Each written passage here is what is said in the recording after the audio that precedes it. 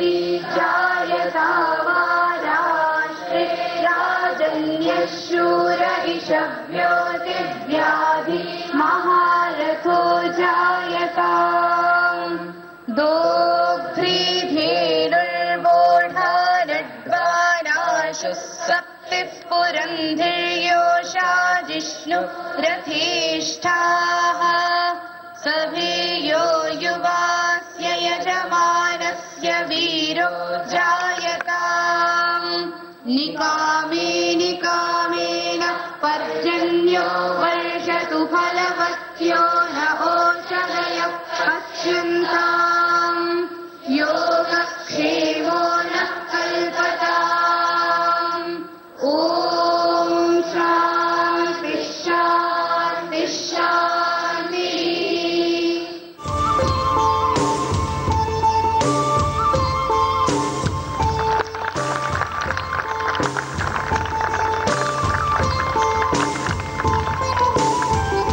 वन्दे मातरम् वन्दे मातरम् सुजलां सुफलां मलयज शीतलां सस्यश्यामलां मातरम् वन्दे मातरम् शुभ्रज्योत्स्ना पुलकितयामिनी पुल्लकुसुमित द्रुमदलशोभिनी सुहासिनी सुमधुरवाचिनी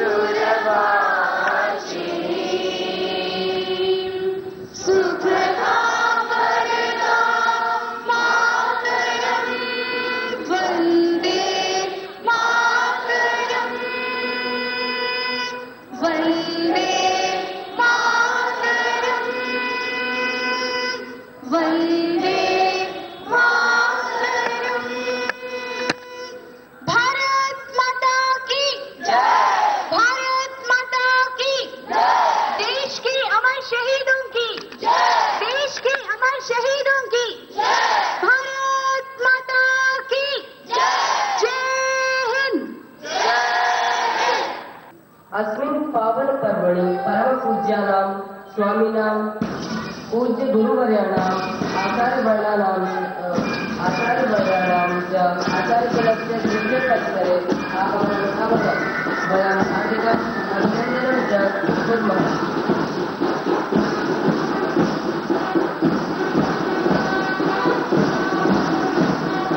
आचार्यकुलस्य चत्वारि सदनानि स्वसदनस्य सदानि नीत्वा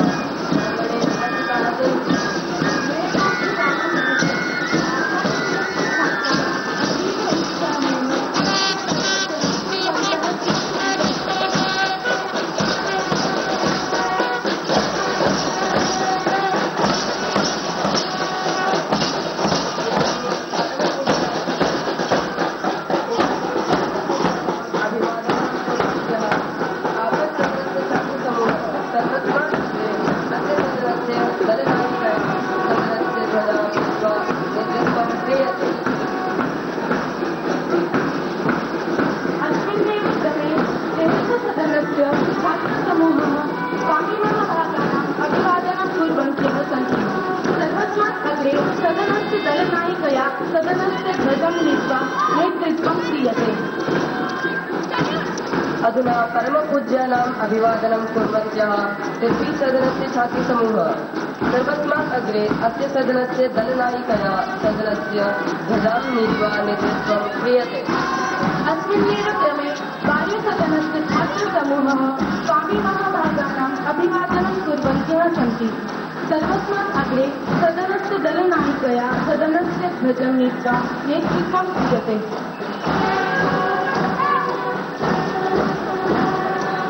इदानीं परमपूज्यानाम् अभिवादनं कुर्वन्तः आपत्सदनस्य छात्रसमूहः सर्वस्मात् अग्रे अस्य सदनस्य दलनायकेन सदनस्य ध्वजां नीत्वा नेतृत्वं क्रियते। अस्मिन्नेव क्रमे तेजससदनस्य छात्रसमूहः स्वामी महाभागानाम् अभिवादनं कुर्वन्तः सन्ति। सर्वस्मात् अग्रे सदनस्य दलनायकेन सदनस्य ध्वजं नीत्वा नेतृत्वं क्रियते।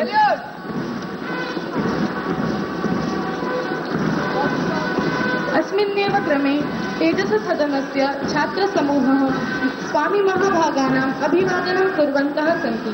सर्वस्मात् अग्रे सदनस्य दलनायकेन सदनस्य ध्वजं नीत्वा नेतृत्वं क्रियते। अधुना परमपूज्यानाम् अभिवादनं कुर्वन्तः पृथ्वीसदनस्य छात्रसमूहः सर्वस्मात् अग्रे अस्य सदनस्य दलनायकेन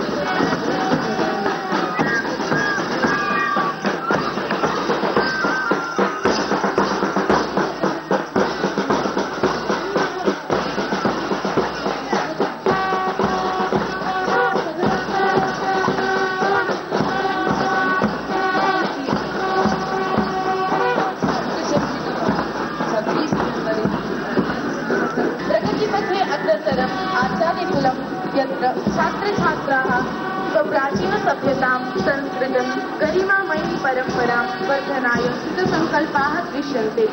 अनुशासनसंयमयोग्यताभिः युक्तं परिपूर्णं ज्वलन्त उदाहरणम् अस्ति अस्माकम् आचार्यकुलम्। प्रगतिपथे अग्रसरम् आचार्यकुलं यत्र छात्रछात्राः स्वप्राचीनसभ्यतां संस्कृतं गरिमामयीं परम्परां वर्धनाय कृतसङ्कल्पाः दृश्यन्ते। 67वें गणतंत्र दिवस की आचार्य कुलम के सभी वरिष्ठों को, आदरणीय श्री शनि जी को, सुब्रतो जी को, इस अनुष्ठान में आचार्यों के रूप में, आचार्य के रूप में, अध्यापक प्राध्यापकों के रूप में जो आपकी सेवा में लगे हुए हैं, ऐसे हमारे सब भाई बहनों को और हमारे आचार्य कुलम के तेजस्वी बच्चों को, जिनके भीतर अपरिमित ऊर्जा है, सामर्थ्य है और हमें पूरा विश्वास है आने वाले 20-25 वर्षों के बाद ये भारत आपका होगा, आपके नेतृत्व में आगे बढ़ेगा। ऐसे होनहार हमारे सब बच्चों को बहुत बहुत अभिनंदन, आपको बहुत बहुत आपको शुभकामनाएं और इस संपूर्ण राष्ट्र को इसे गणतंत्र दिवस का अभिनंदन। 15 अगस्त 1947 को हमारा देश आजाद हुआ, ये तो सभी को पता है। वो हमारा स्वाधीनता दिवस है, वो हमारा स्वतंत्रता दिवस है। और 26 जनवरी 2050 को इस देश का अपना संविधान, देश के कानून, देश की व्यवस्थाएं पूरी तरह से क्रियान्वित हुई। पहले अंग्रेजों के कानूनों से देश चलता था, अंग्रेजों का कॉन्स्टिट्यूशन था, उनके संविधान से देश चलता था। आज हमारे देश का अपना संविधान है और ये अपना देश का संविधान, अपने देश के कानून, अपने देश की व्यवस्थाएं लागू हुई 26 जनवरी 1950 से और तभी से हम इसको राष्ट्रीय गौरव के रूप में मनाते आए। देश का संविधान ये देश की आत्मा होता है और उसी के आधार पर कोई देश आगे बढ़ता है। संविधान ने हमारे देश के नागरिकों को अधिकार दिए हुए हैं, कर्तव्य भी बताए। इस देश के प्रत्येक व्यक्ति को समान अधिकार प्राप्त है, चाहे वो किसी भी जाति में, किसी भी मजहब में, किसी भी प्रांत में पैदा हुआ, कोई भी भाषा बोलता है। इस देश का कोई भी व्यक्ति इस देश का प्रधानमंत्री हो सकता है, चाहे वो गरीब के घर में पैदा हुआ हो, चाहे वो अमीर के घर में पैदा हो, किसान के घर में पैदा हुआ हो, वो मजदूर के घर में पैदा हुआ हो, वो अध्यापक के, कर्मचारी के, अधिकारी के किसी भी घर में पैदा हुआ हो, कोई भी देश का व्यक्ति प्रधानमंत्री हो सकता है, कोई भी देश का व्यक्ति राष्ट्रपति हो सकता है, कोई भी देश का व्यक्ति डॉक्टर, इंजीनियर, साइंटिस्ट हो सकता है। अपने अपने सामर्थ्य के अनुसार जिसकी जैसी योग्यता, क्षमता, सामर्थ्य है वो आगे बढ़ सकता है। माने हमारे political rights, social rights, education के राइट्स और इस देश में सुरक्षा का अधिकार, सेफ्टी के राइट्स, सबको बराबर। जितनी सुरक्षा इस देश के प्रधानमंत्री और राष्ट्रपति की जरूरी है, उतनी ही इस देश के आम नागरिक की भी सुरक्षा जरूरी है। यह देश का संविधान, इनको बोलते हैं कॉन्स्टिट्यूशनल एंड फंडामेंटल राइट्स। ये हम सबको एक जैसे मिले हुए हैं और ये जिसके तहत मिले, जिस कानून के तहत मिले हैं, जिस मर्यादा के तहत मिले हैं, उसका नाम है संविधान। तो पहले तो ये देश आजाद हुआ, फिर 565 रियासतों में बटा हुआ था, हर रियासत के अलग कानून थे। अब पूरे हिंदुस्तान में एक ही कानून चलता है, अब पूरे देश का एक ही संविधान है, और वह है भारत के इस गणराज्य का अपना संविधान, अपना कॉन्स्टिट्यूशन। और वो लागू हुआ इस देश में 26 जनवरी 1950 को, तब से हम इसको गणतंत्र दिवस के रूप में मनाते आए हैं। ये हमारा 67वां गणतंत्र दिवस है, और आज हमें आजाद हुए लगभग 70 साल हो गए। एक आजादी तो आ गई, राजनीतिक आजादी। अब आर्थिक आजादी भी हमें पानी है। पहले अंग्रेजों का ये देश गुलाम था और वो हुकूमत करते थे हम पर। अब आर्थिक गुलामी का मतलब एक कंपनी थी, उसने इस देश को लूटा और बाद में गुलाम बना लिया। क्या नाम था उस कंपनी का? East India. East India company. भूले नहीं ना अभी? कितने दिन तक गुलाम बना के रखा?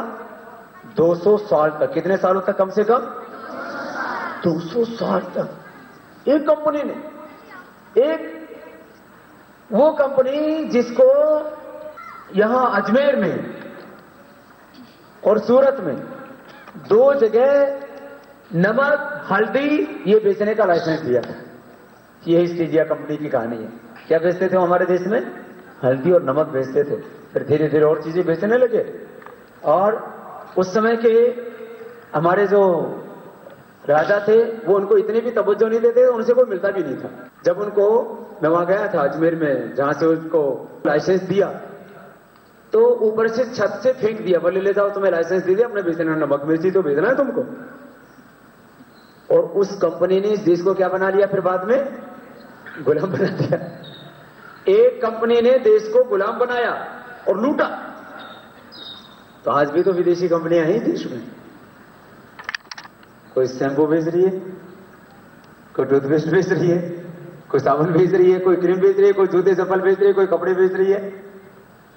तो इसलिए मुझ सहित हमारे आचार्य कलम के सब बच्चों का ये संकल्प है कि हम जिंदगी में कभी विदेशी वस्तुओं का प्रयोग, क्योंकि देश का पैसा कहाँ रहना चाहिए? देश में। सीधी सी बात है, सबको समझ में आती है। तो गणतंत्र दिवस पर स्वदेशी का भी संकल्प ले सब देशवासी, तो देश आर्थिक गुलामी से भी मुक्त हो जाएगा। पहले भी ये विदेशी कंपनी क्या करती थी? यहां से पैसा बाहर लेके जाती थी। ब्रिटिश सरकार क्या करती थी? यहां से पैसा बाहर लेके जाती थी, यहां की दौलत, यहां का धन, यहां का वैभव, उसको लूट लिया। तो वो तो आज भी लूट तो आज भी जारी है।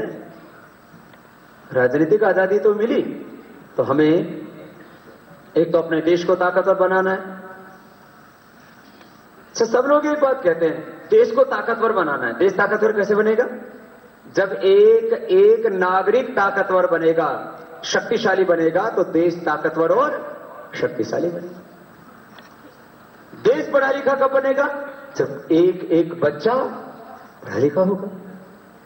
देश अमीर कैसे बनेगा? देश आर्थिक महाशक्ति कैसे बनेगा? जब एक व्यक्ति अमीर बनेगा। देश महान कैसे बनेगा?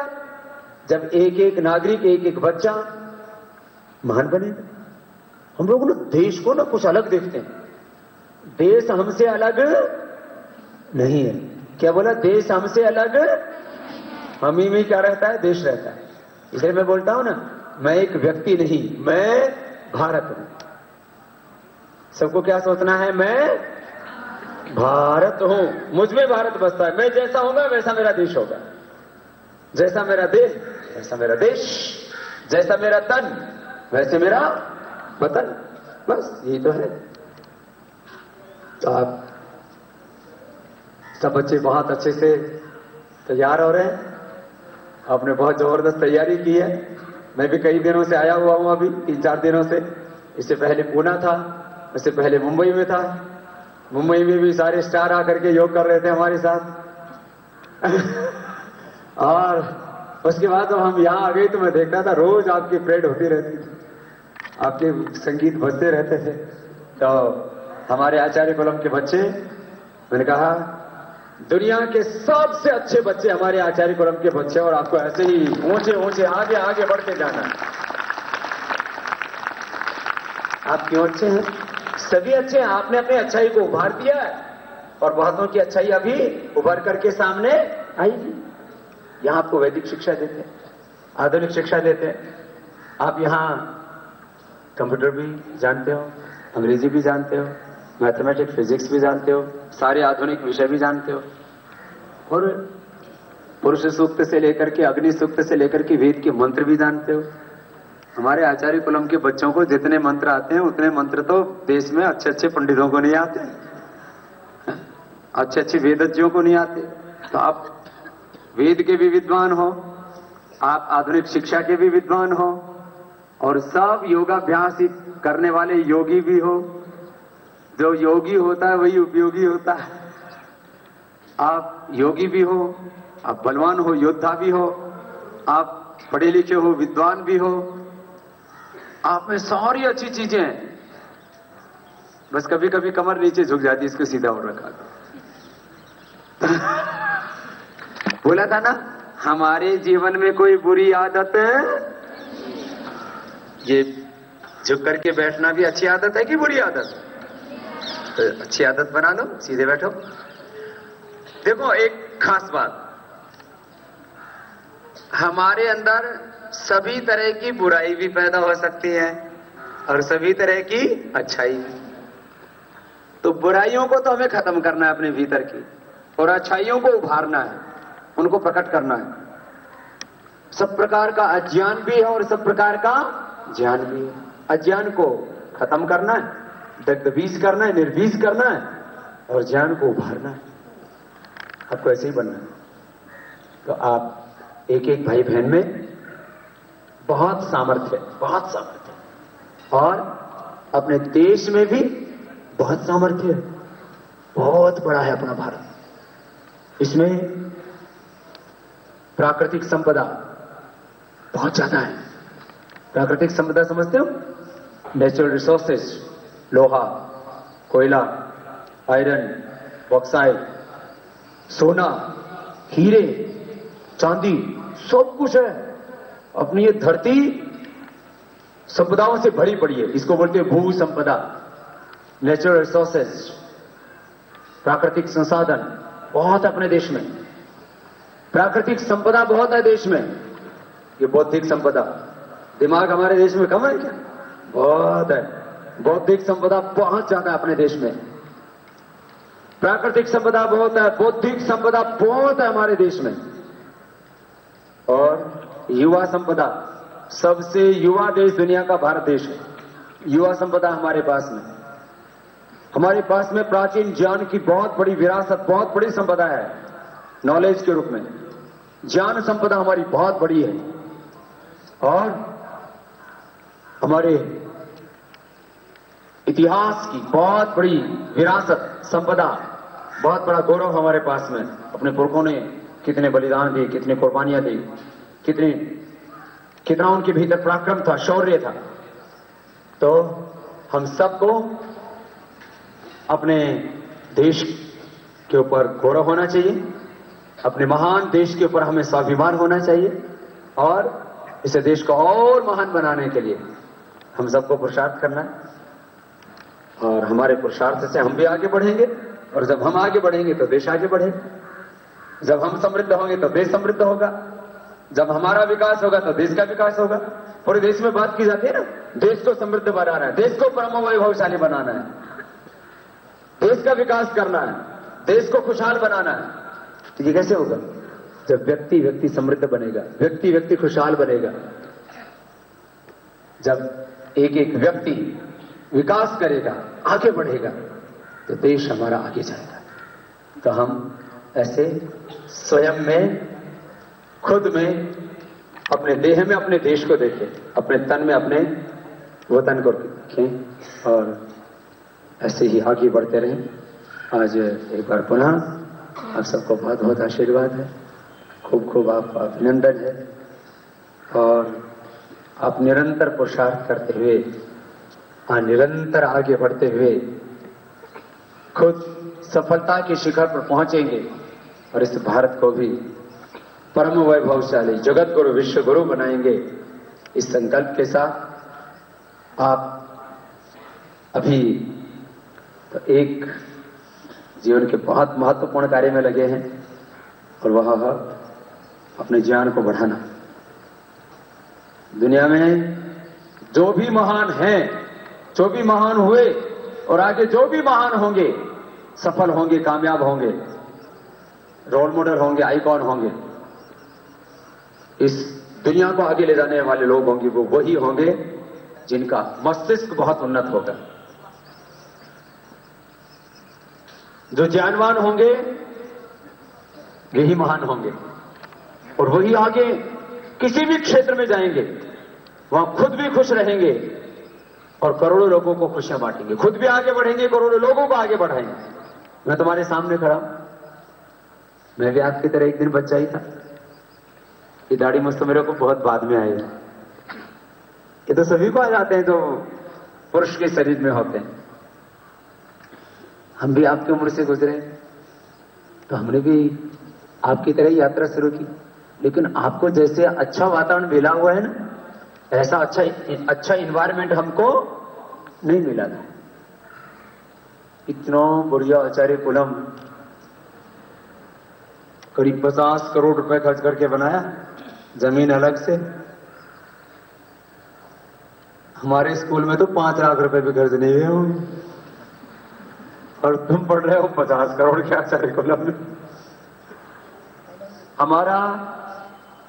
हमारे तो एक ही अध्यापक जी होते थे, यहां तो हमारे डायरेक्टर सर हो गए, प्रिंसिपल सर हो गए, फिर इतनी हमारी ये माताएं, इतने बढ़िया बढ़िया स्मार्ट आपके टीचर हैं, इतने अच्छे अच्छे आपके आचार्य प्राचार्य हैं, इतनी विदुषी बेटियां हैं जानवी जैसी।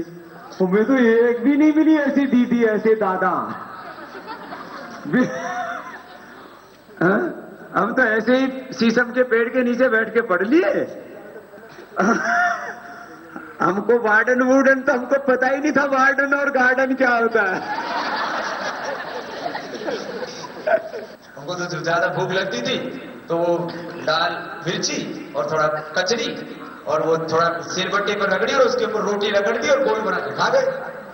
आप लोगों को कितना बढ़िया बढ़िया भोजन मिलता है, कितने बढ़िया बढ़िया पकवान मिलते हैं, बढ़िया दूध घी सब मौज है। हमने कहा हमको तो इतना अच्छा वातावरण ही नहीं मिला था और फिर भी हम तो लगे रहे, मेहनत करते रहे, पढ़ाई में भी मेहनत करना, काम करने में मेहनत करना, एक ही संकल्प था, हमेशा रहना है नंबर, बुक सेकंड है, पढ़ाई में नंबर। जब हमारा जन्म हुआ था तभी हिंदुस्तान, तब इस देश में जीन्स थी नहीं और जब जीन्स देखी तब हमने ये पहन लिया। हमने कभी जीन्स बचपन में देखी ही नहीं थी और तुम्हारे कपड़े क्या जबरदस्त कपड़े हैं। देखो हमारे पास तो अभी भी पूरे कपड़े नहीं, आधे नंगे ही रहते। इतने बढ़िया कपड़े, इतना बढ़िया भोजन, इतने बढ़िया पढ़ाई, इतना बढ़िया आचार्य कुलम। और आपको तो हम कितनी बार मिलते हैं, हमको तो ऐसे उपदेश देने के लिए पूरे स्कूल में कभी कोई 1-2 बार कोई साधु संत महात्मा कोई बड़े आदमी आए होंगे जिन्होंने उपदेश दिया होगा, अच्छी अच्छी बातें बताई होंगी। लेकिन हम भी पक्के थे, एक बार सुन ली फिर दूसरी बार सुनने की जरूरत नहीं। एक बार सुन लिया, झूठ नहीं बोलना, तो उसके बाद, उससे पहले भी उसे तो नहीं बोला था, उसके बाद तो झूठ बोले ही नहीं। एक बार सुन लिया कि चोरी नहीं करना, तो जिंदगी में कभी किसी की चोरी की नहीं। एक बार सुन लिया कि नाराज नहीं होना, क्या नहीं होना, जोर से तो बोलो, नाराज नहीं होना, तो उसके बाद हम नाराज ही नहीं हुए। बताओ आप लोग भी नाराज होते हो ना कभी कभी, सच्ची बताना, कभी कभी नाराज हो जाते हो ना? किससे नाराज हो जाते हो? कभी कभी अपने टीचर से भी नाराज हो जाते हो ना? हाँ, कभी कोई पूछ लेना सबके बीच में खड़ा करके और उसमें आई नहीं,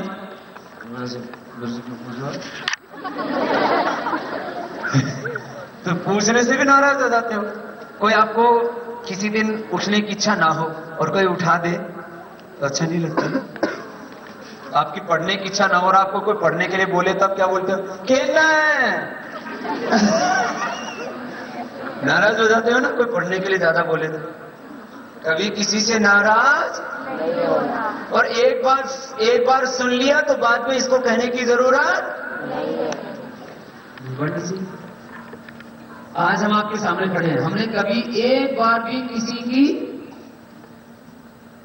सुई से लेकर के पेन तक कभी किसी की चोरी नहीं की। एक बार भी ऐसा होना चाहिए।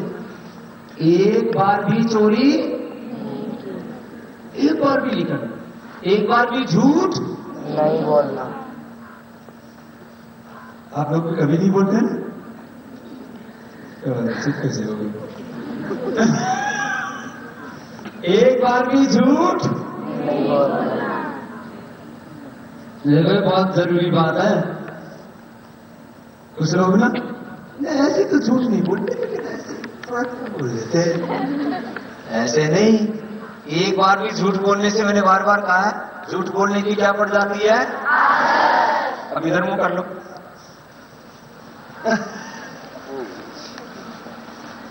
एक बार भी झूठ बोलने से क्या पड़ जाएगी? झूठ बोलने की।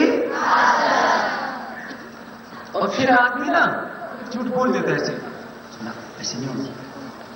एक बार भी झूठ, एक बार भी चोरी, एक बार भी हाथ नहीं उठाना।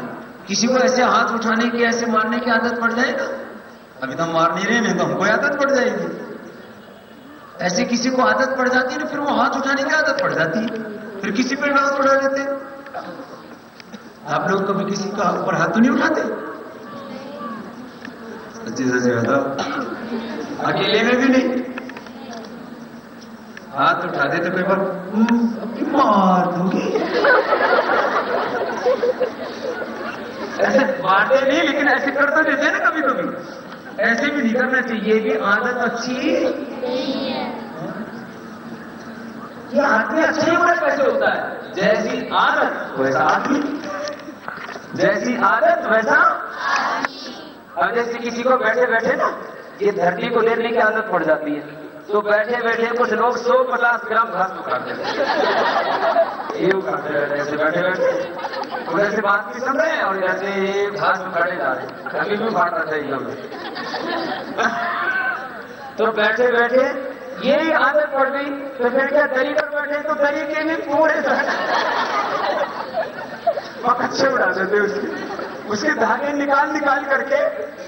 पता नहीं आदत है। फिर किसी किसी को ऐसे बैठ करके पैर हिलाने की आदत, और किसी किसी को तो इतनी जोर जोर से पैर हिलाने की आदत, किसी किसी को ऐसे बात बात में कान खुजाने की आदत, ऐसे ऐसे करेंगे फिर जोर जोर से। किसी को फिर नाक खुजाने की आदत, नाक में हाथ डाल के ऐसे घुमाएंगे, सोचा नाक खुजाने की आदत। फिर किसी को बात बात में सिर खुजाने की आदत, कोई भी बात आई कुछ सवाल भी है ना तो ऐसे सिर खुजाए। किसी की गाली देने की आदत। यहाँ खूब समझाया हमने, यहाँ करीब 10 विद्यार्थी तो निकालने पड़े आचार्य कुलम से। आपको पता है कुछ बच्चे ऐसे थे वो गाली देने माने ही नहीं, पता नहीं उनके माँ बाप गाली देते होंगे। किसी किसी के माँ बाप घर में सुबह से शाम तक पूरा गाली मंत्र की तरह सुनाई जाए।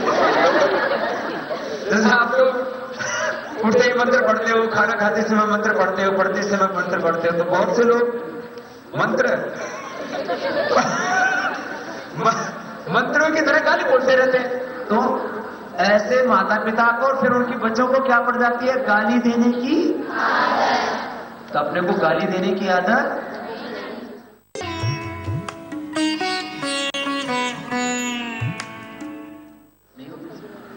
ये आदत बड़ी खराब है। एक हमारे सन्यासी हमारे बहुत अच्छे मित्र हैं, उनको भी पड़ गई आदत। बात बात में ए साला हमने किसको बोला? बोले महाराज हमने कहा महाराज गाली दे दी साले की। किस साले ने दी? मैंने कहा एक और दे दी। आपको नहीं पता किस साले ने दी? मैंने कहा तीसरी भी दे दी। ये क्या पड़ गई? आदत। अपने को कोई गलत आदत, ये मैंने बताया तो कई बार है, कुछ ने तो छोड़ दिए। कुछ ऐसे हैं उड़ रहे थे तोते। तो उन्होंने एक बार देखा कि उनके सामने ही उनके जो कुछ तोतों को फंसा लिया पहेलिए ने। तो फिर वो तोते बोलना भी जानते थे, बोल लेते तोते है ना, उनको सिखाए थे। तो बोले अगली बार उन्होंने पंचायत की मीटिंग की, बोले पहेली आएगा, हमको फंसाएगा, हम उड़ जाएंगे और हम नहीं फंसेंगे। ऐसा बोलते रहे। अब वो पहेलियां भी आ गया और जाल भी बिछा दिया, बोले पहेली आएगा, जाल बिछाएगा, हम उड़ जाएंगे और हम नहीं फंसेंगे, और सारे उसी में जाके घुस गए। तो आप लोग कई बार सुनते रहते हो कि बुरी आदत, अच्छा किसी किसी को ना पढ़ने में बहुत खुशी मिलती है, पढ़ के बड़े खुश होते हैं, और किसी किसी को अच्छा नहीं लग रहा, सोने की इच्छा हो रही है, सोने में अच्छा लगता है ना। किसी किसी को सोने में बड़ा मजा आता है, किसी किसी को पढ़ने में मजा आता है। तो पढ़ने वाला मजा अच्छा है या सोने वाला? तो पढ़ने में अच्छा लगना चाहिए, काम करने में अच्छा लगना चाहिए, आराम करने में, योग करने में अच्छा लगना चाहिए, या जब देखो तब योग। अब बताओ योग नहीं करोगे तो क्या करोगे? बड़े बड़े सड़ते रहोगे। फिर आजकल शहरों में देखते हो ना, 20 किलो का इधर कुल्ला, फिर इधर कुल्ला, फिर कमर इतनी मोटी मोटी, इतने मोटे मोटे हो जाते, इतने मोटी मोटी कमर, मोटे मोटे कुल्ले, और आदमी 1.5-2 क्विंटल के हो जाते हैं। इधर तो कोई है भी नहीं। हाँ, 1-2 का है, थोड़ा पेट तो खींच के खड़े हो गए। योग नहीं करोगे तो अच्छा रहेगा। तो योग करने की क्या पढ़नी चाहिए? कुछ लोगों को ना पढ़ करके योग करके अच्छा लगता है, किसी किसी को आराम करके। जैसे हम कभी छुट्टी नहीं करते, 365 दिन में एक दिन की भी छुट्टी, किसी को छुट्टी करके अच्छा लगता है। आज क्या है? आज तो संडे है, छुट्टी है, आज तो हॉलीडे है, हॉलीडे। और छुट्टी को क्या बोलते हैं? दिन है, ओहो आज तो पढ़ना नहीं है। तो किसी किसी छुट्टी में बहुत अच्छा,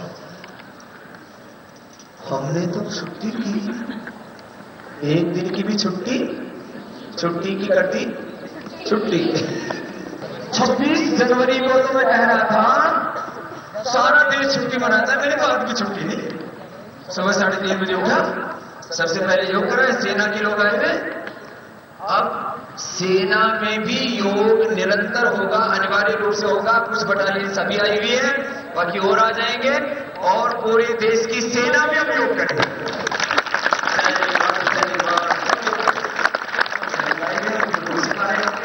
और सैनिक बलों को पहले से किया है, सब अलग अलग पूरे सिस्टम में सब योग कर रहे हैं। बसों को योग करवा जाता है, शिक्षक आए हैं, उनको टीचर्स को योग सिखा रहे हैं, तो आगे बच्चों को सिखाएंगे। फिर उसके बाद फिर दिव्य फार्मेसी चला गया, फिर फूड पार्क चला गया, फिर पतंजलि योग पीठ फेज 1, फिर भारत परिवहन, फिर यहाँ गया, फिर इसके बाद में कार्यक्रम हो रहे। ऐसे रोज काम करने में बड़ी खुशी मिलती है। खुशी किसमें मिलनी चाहिए? काम करके, आराम करके नहीं। क्या करके? आराम हराम है। क्या बोला? आराम। और कार्यान्तर ही विश्राम है, कार्यान्तर ही एक कार्य करते करते थक जाओ तो दूसरे काम में एंटरटेनमेंट करते हैं, लाइफ को एंजॉय करते हैं और एडवेंचर करते हैं, और पता नहीं क्या क्या करते हैं। अरे भाई सब करो, लेकिन सबसे ज्यादा ध्यान अपने काम में, और उसमें खुशियां मनाओ, हमेशा खुश। कुछ बच्चे तो बड़े खुश रहते हैं, मैं देखता हूँ, जब देखो तब उनके चेहरे ऐसे फूल की तरह खिले रहते हैं। और वैसे भी इस बार जब सर्दी नहीं थी तब तुम्हारी छुट्टी, और तुम्हारे आते ही सर्दी आ गई, तो हुआ ना इस बार? जब तुम गए तब सर्दी थी, और जब तुम तुम आए तो सर्दी लेके आए हो सब। इस बार लगता है सर्दी से तुम्हारी मित्रता हो गई है। तो कोई बात नहीं, इसकी परवाह मत किया करो, ठंड में भी रहने का आनंद लेना चाहिए। हमको तो ठंड बहुत अच्छी लगती है, गर्मी भी बहुत अच्छी लगती है, सर्दी भी अच्छी लगती है, गर्मी भी अच्छी लगती है, काम करना भी अच्छा लगता है। कोई गाली दे ना हमको वो भी अच्छा लगता है।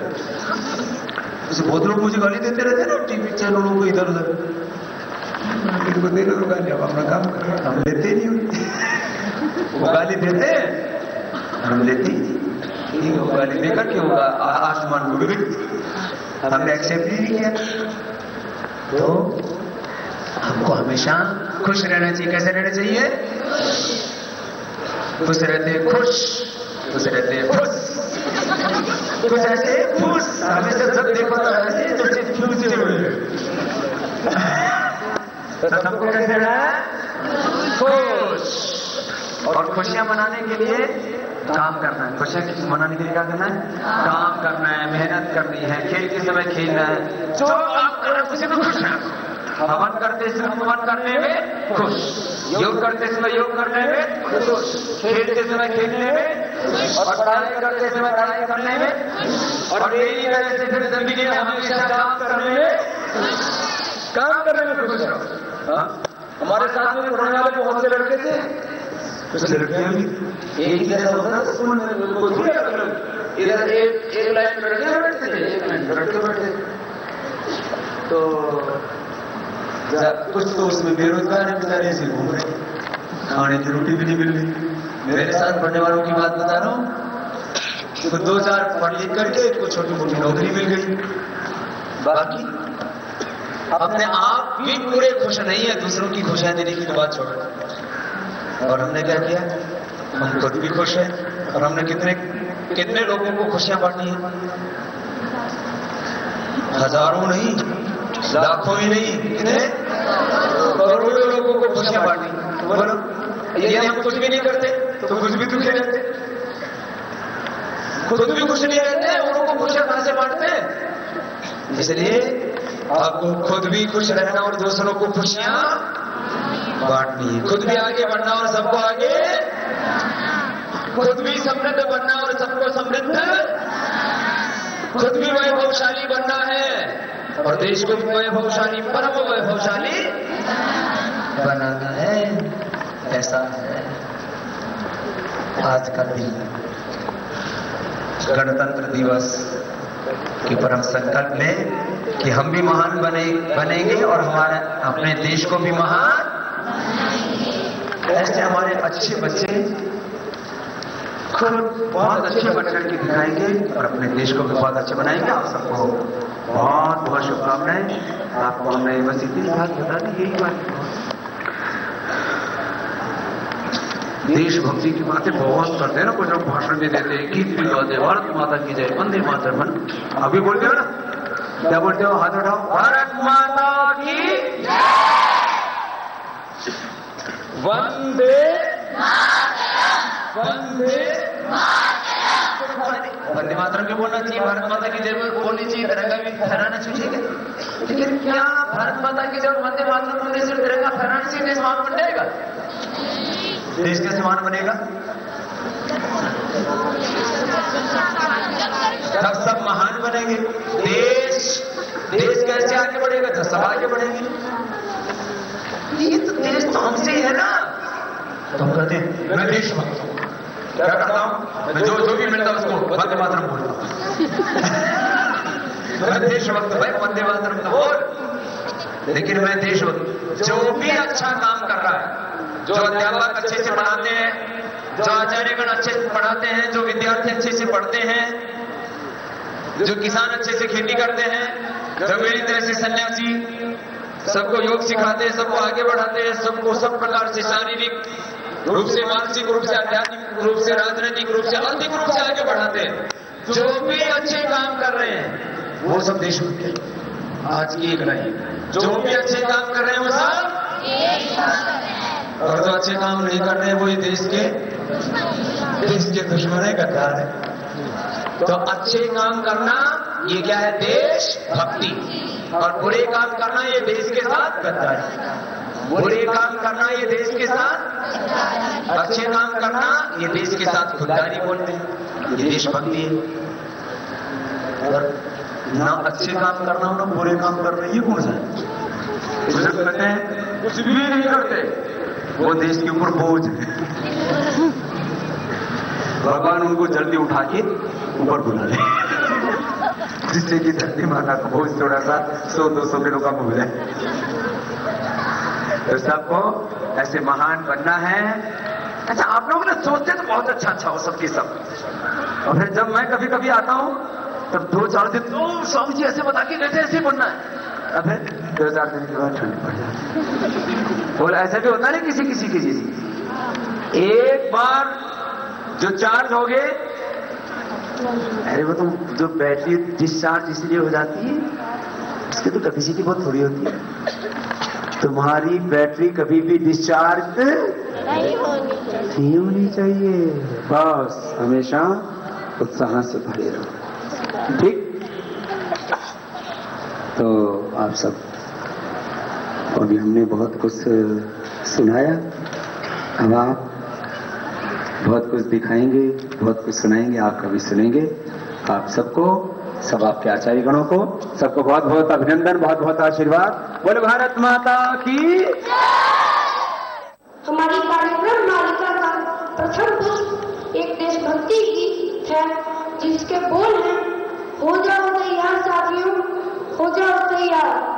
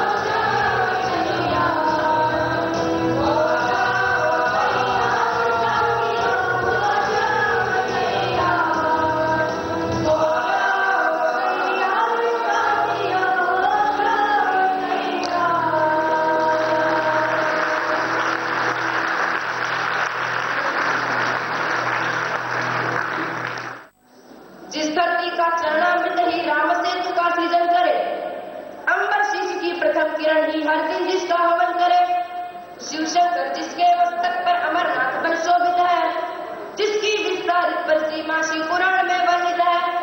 सिंध बंग कैलाश कभी इस भारत माँ का व्यापक था, तक्षशिला का वो गुरुकुल भी इस तरह का गौरव था, गांधार से ब्रह्मदेश तक भगवा ध्वज लहराता था, तिब्बत हिंद कूच तक भारत माँ की गाती थी, पंजाबी नदियों की कलकल राग प्रभाती गाती थी, पंजाबी नदियों की कलकल राग प्रभाती गाती थी।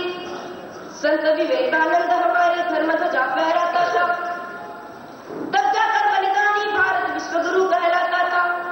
विश्वगुरु के बंटवारे की त्रास बड़ी दुखदाई है, जहर डालने से नफरत की आग सुलगती आई है, शुभ्र ज्योत्सना माँ की चुनरी सदा सिमटती आई है, सिंधु देश की पावन धरती लगती आज पर आई है।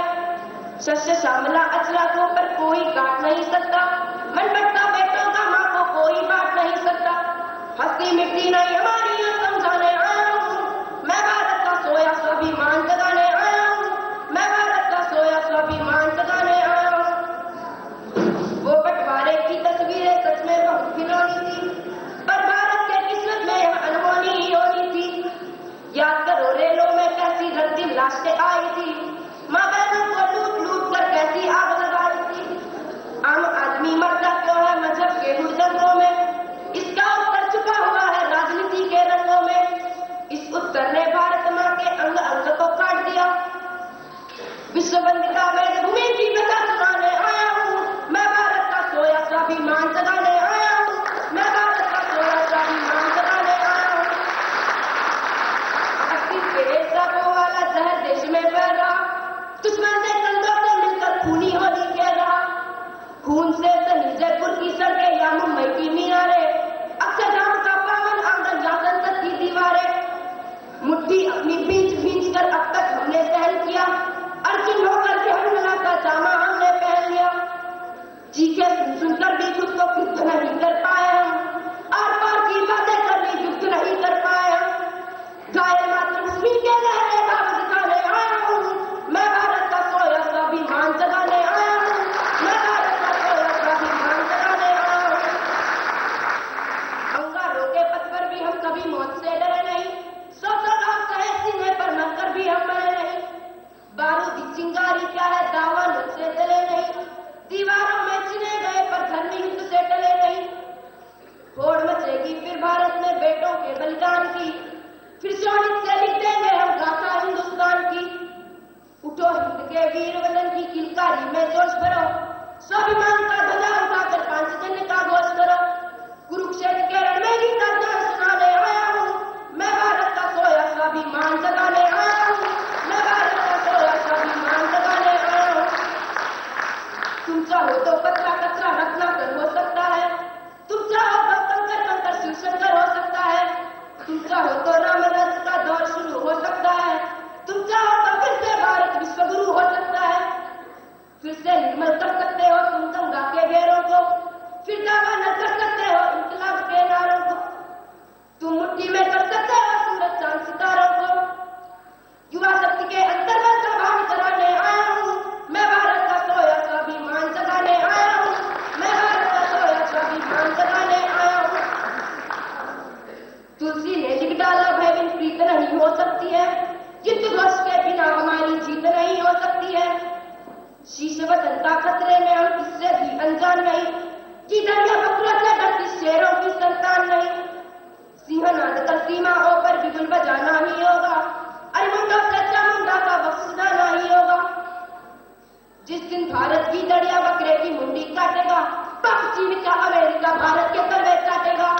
सिंह शासकों के चोरी में आग लगाने आया हूँ, मैं भारत का सोया स्वाभिमान जगाने आया हूँ, मैं भारत का सोया स्वाभिमान जगाने आया हूँ, मैं भारत का सोया स्वाभिमान जगाने आया हूँ, मैं भारत का सोया स्वाभिमान जगाने आया हूँ।